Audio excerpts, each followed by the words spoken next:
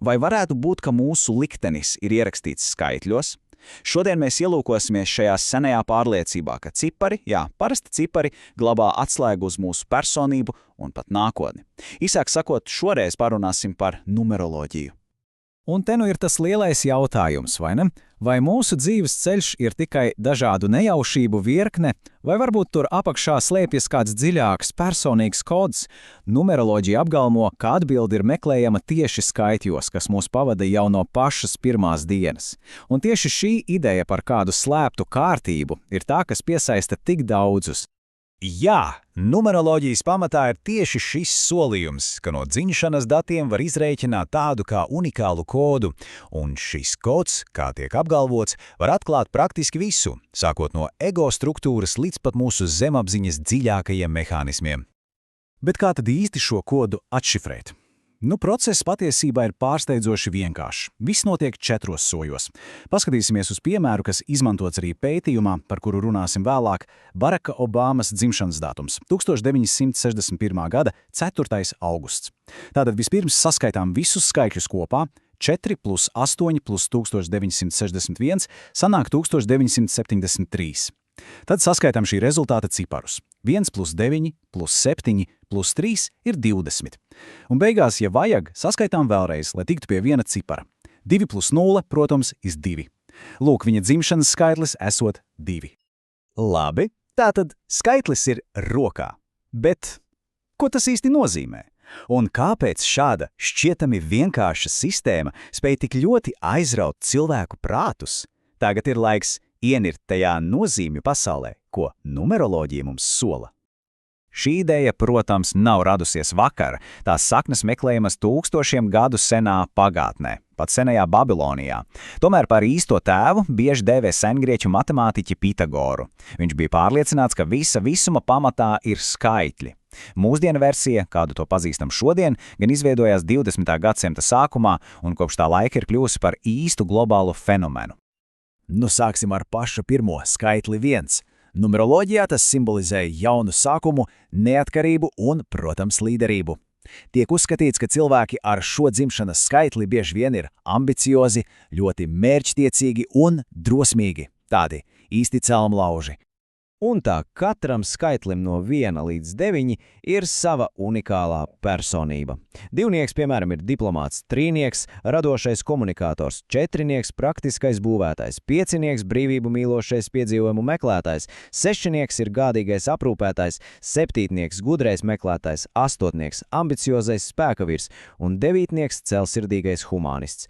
Varam pamanīt, ka visi šie apraksti ir ļoti, ļoti pozitīvi un ir diezgan viegli saprast, kāpēc tie cilvēkiem šķiet tik pievilcīgi.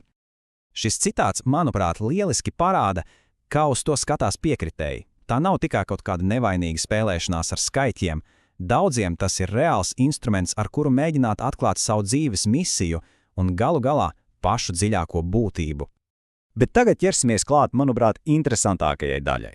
Kā šie ļoti personiskie, ļoti individuāli apgalvojumi iztur, tieksim tā, zinātnisku pārbaudi. Lūk, šeit stāsts kļūst patiešām aizraujošs. Jo te mums saskarās divas pilnīgi atšķirīgas pasaules.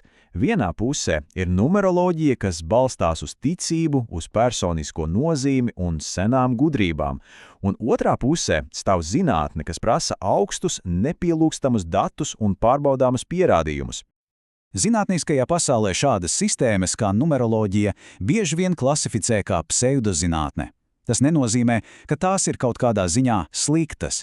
Tas vienkārši nozīmē, ka tām trūkst tādu pierādījumu, ko varētu pārbaudīt un atkārtot atbilstoši zinātniskās metodes standartiem. Un šī doma mūs noveda pie loģiska testa. Ja jau dzimšanas skaitlis tiešām atklāja mūsu potenciālu, tad būtu tikai loģiski pieņemt, ka grupai ar, izciliem sasniegumiem vajadzētu uzrādīt kaut kādu likumsakarību dzimšanas skaitļos, kaut ko, kas nav vienkārši nejaušība. Tieši to pētnieki arī izdarīja. Viņi paņēma datus par 806 Nobela prēmijas laureātiem gandrīz 100 gadu garumā. Un jautājums bija pavisam vienkāršs. Vai šo izcilo prātu vidū kāds no dzimšanas skaitļiem parādās biežāk nekā to varētu izskaidrot ar tīru sagadīšanos? Tā, un tagad pienākus kulminācija. Ko tad atklāja šie dati? Vai tie apstiprināja numeroloģijas solījumus, vai arī parādīja kaut ko pavisam citu? Lūk, te ir paši rezultāti. Rindiņa sagaidāmais parāda, kāds būtu sadalījums, ja viss būtu pilnīgi nejaušs. Katrā grupā būtu jābūt apmēram 89 vai 90 laureātiem. Savukārt rindiņa novērotais rada reālos skaitļus. Un ko mēs redzam? Jā, ir nelielas svārstības, te vairāk, te mazāk. Piemēram, skaitļiem 3 un 6 ir 98 laureāti, pēc skaitlim 2 tikai 75. Bet paskatoties uz kopainu, nekādu dramatisku noviršu te nav. Viss izskatās ļoti tuvu tam, ko paredzētu nejaušība. Statistikā ir tāds rādītājs kā P-vērtība. Neskaitot detaļas, jo zemāk tā ir, jo ticamāk, ka rezultāts nav nejaušs. Parasti zinātnē par nozīmīgu uzskata rezultātu, ja P-vērtība ir mazāk par 0,05. Bet šajā pētījumā tā bija 0,707. Tas ir ļoti augsts skaitlis, kas būtībā nozīmē, ka tās nelielās atšķirības, ko redzējām tabulā, visticamāk ir tikai un vienīgi nejaušība. Tātad, galvenais secinājums ir diezgan nepārprotams. Nobela prēmijas laureātu dzimšanas skaitļu sadalījums praktiski neatšķiras no tā, ko mēs sagaidītu, ja šos cilvēkus izvēlētos pilnīgi nejauši. Zinātniskie dati, vismaz šajā gadījumā, nesniedz nekādu atbalstu numeroloģijas apgalvojumiem. Bet, ja dati tik skaidri parāda, ka saiknes nav, kāpēc numeroloģija un citas līdzīgas sistēmas joprojām ir tik populāras? Izrādās, atbilde ir meklējama nevis skaitļos, bet gan tajā, kā darbojas mūsu pašu prāts. Mūsu smadzenes evolūcijas gaitā ir kļuvušas par neticami jaudīgām likumu sakarību meklēšanas mašīnām. Tā ir izdzīvošanas priekšrocība.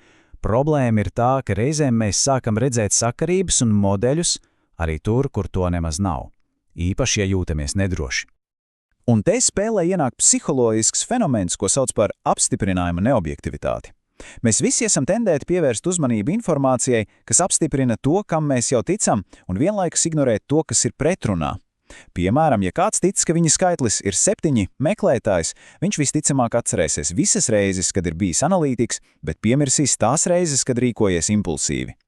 Galu galā šādu sistēmu pievilcība ir dziļi cilvēciska. Tās piedāvā vienkāršas atbildes sarežģītā un bieži vien haotiskā pasaulē. Tās sniedz mierinājumu, iluzoru kontroles sajūtu un, kas ir ļoti svarīgi, tās piedāvā mums katram īpašu un glaimojošu stāstu par sevi. Un tas viss mūs noved pie pēdējā jautājuma, ko ik viens var uzdot pats sev. Mēģinot izprast sevi un pasauli, kam mēs galu galā dodam priekšroku? Vai tam stāstam, kas sniedz mierinājumu un labsajūtu, vai tomēr faktam, kas varbūt ir nedaudz neērts, bet toties balstīts uz pārbaudāmiem pierādījumiem? Šī izvēle, galu galā, tā paliek katra paša ziņā.